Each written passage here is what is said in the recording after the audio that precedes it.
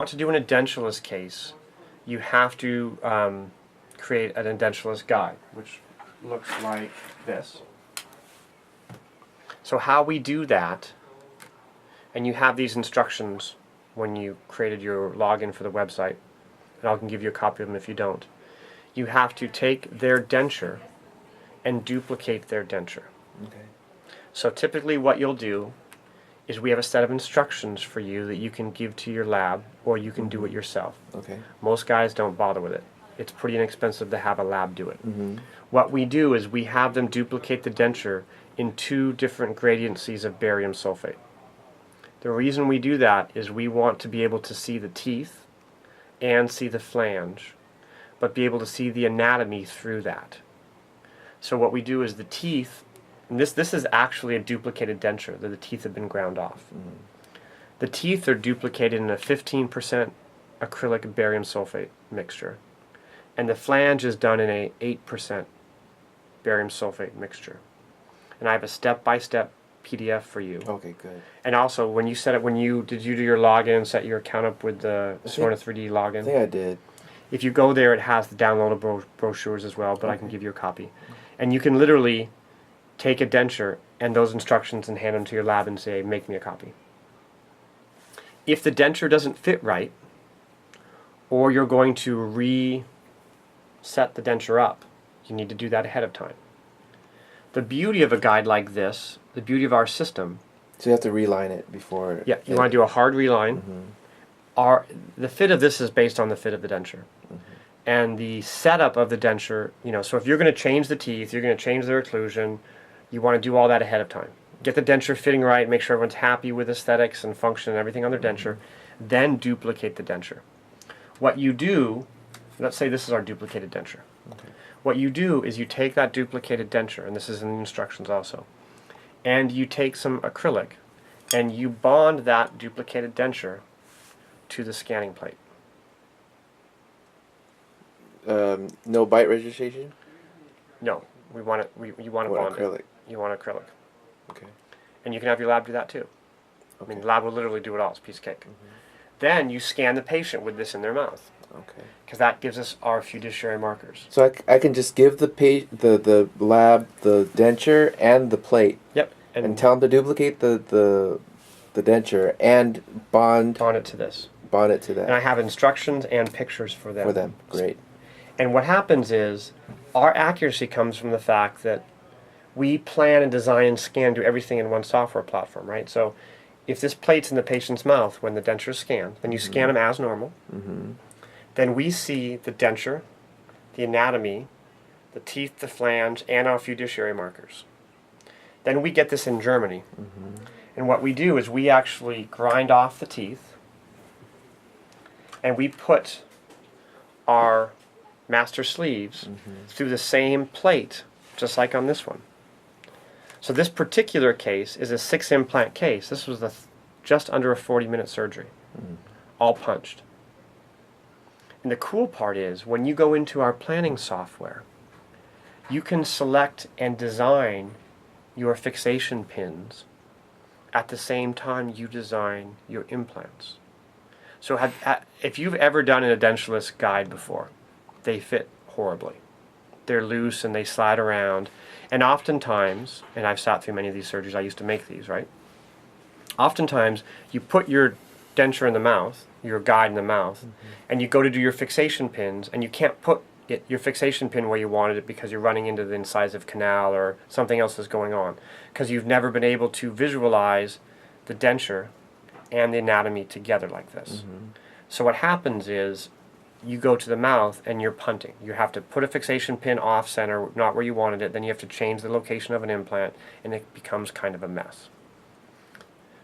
Because we design the fixation pins at the same time as we design the implants, while visualizing all of the anatomy, when we go to the mouth, and remember, you can also see the flange of your denture in our scan. Our fixation pins go to perfect position. The implants go to perfect position. So when you put this in the mouth and put your fixation pins in, it is rock solid. It's amazing. I've never seen guides like this fit. A dentureless guides fit the way these do. And then your implants go in boom, boom, boom, boom, boom, because it's all guided. We give you the recipe. So the fit and finish and parallelism of this type of a guide is great. The only downside is you do have to, and you can't get away with this from anyone, is you have to duplicate that denture and bond it to the scanning plate and scan it in the patient's mouth. Okay. If you do that, then you plan your case just as normal. Send us all the stuff, and you get something like this back. We put in irrigation holes. We do, we factor all in, and we give you a recipe for each implant site. Tell you exactly which keys, which drills, the whole package. You, so when you plan the fixation pins, it'll avoid. You can avoid certain. Yes. Sinuses and all that. Yeah. So like if I was going to come back to here. You can pick the lengths of them and.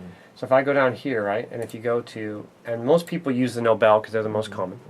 If I go down to Nobel, and I go in here, and I go to more, and I go to my Nobel, anchor pins. So there's an anchor pin, right? So you say, let me say, okay. Oh, I gotta give it a tooth number. So you fake a tooth number.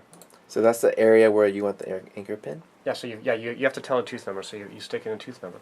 Okay. And then now this is hard to visualize because we don't have a denture flange. But then typically what I would have is I can take this guy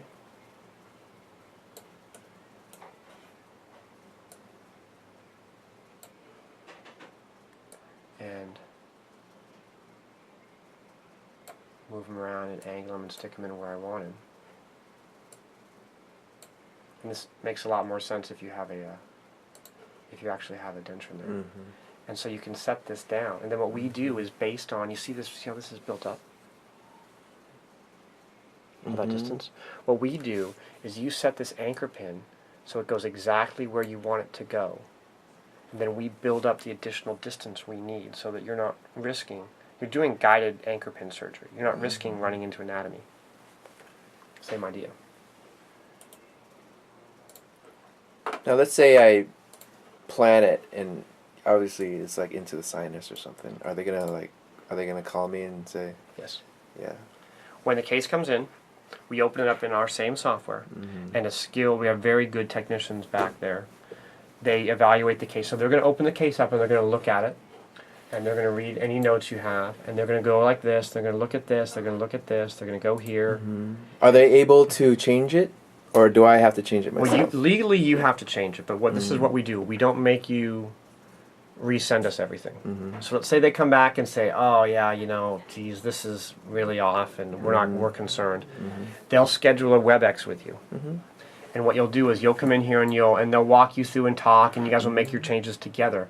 Then if you go to plan, under plan it's going to say export plan.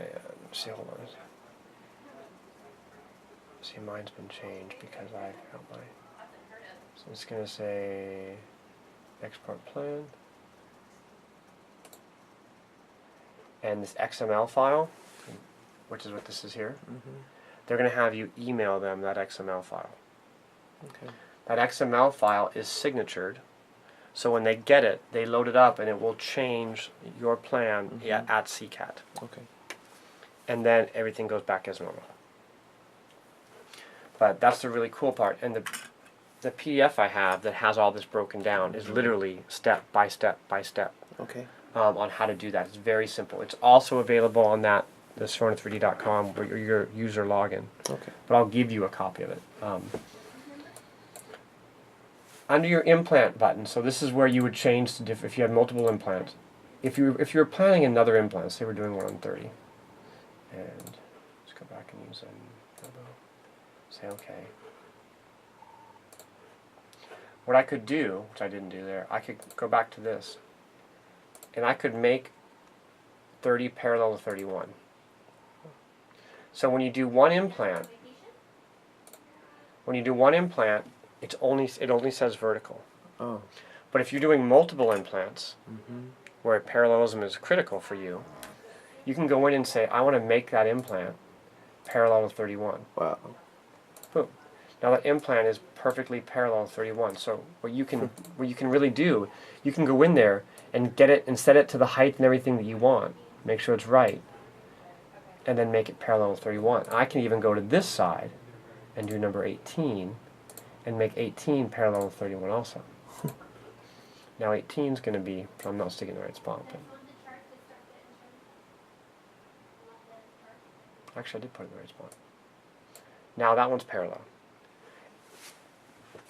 That's On the pretty fly. Remember I was giving you a hard time about not measuring and figuring things out. Remember, whichever implant you click on is orange. That's your active implant. So on the fly, I can change my diameter and length, which you've probably already figured that out. Which actually is really cool because not that many implant softwares allow you to do that. But what's even cooler than that is I can change my implant without losing all of my work.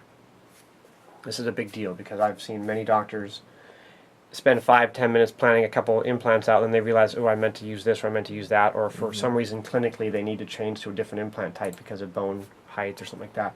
I can go here and change that implant to anything I want, and I don't lose any of my angulation.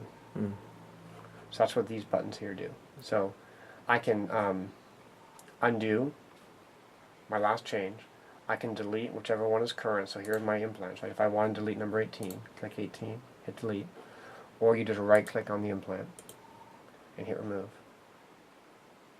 On the right click on the implant, you also have the ability to show pilot drill path and show final drill path. So I don't mess around with pilot because it just muddies the water. But if you do this, it shows me the final drill path for that implant site. So I can see where I'm going. And this kind of plays in nicely. If you go back to this view, your coronal view, I can see it gives me more of a long axis of where that implant's going, really. So you can see that final drill path there. So again, if I get to a point where, excuse me, I have a patient coming in, I'm going to do an overview for them. I'm going to hide my finding. I'm going to hide my implant plan.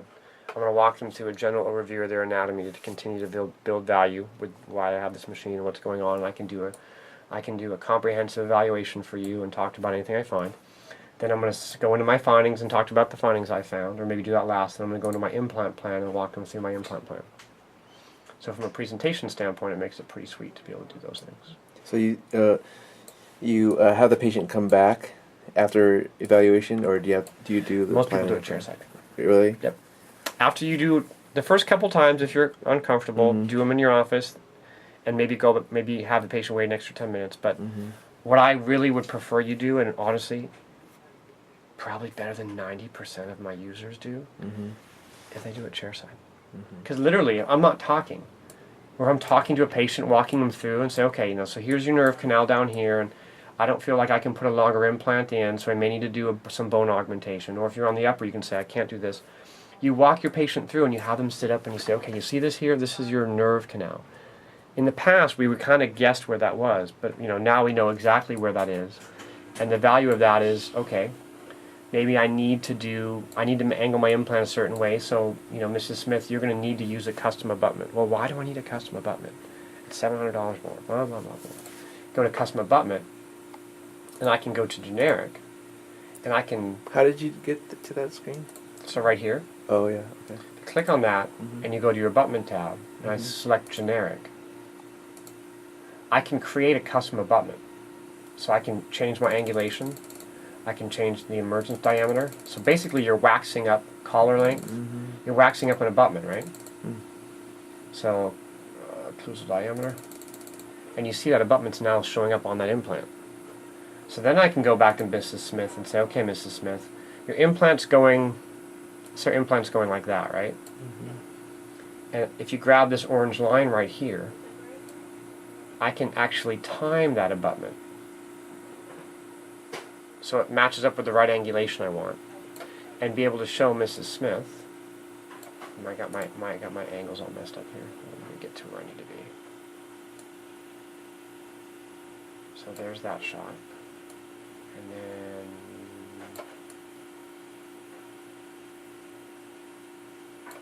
so this is so I don't really have my pops up.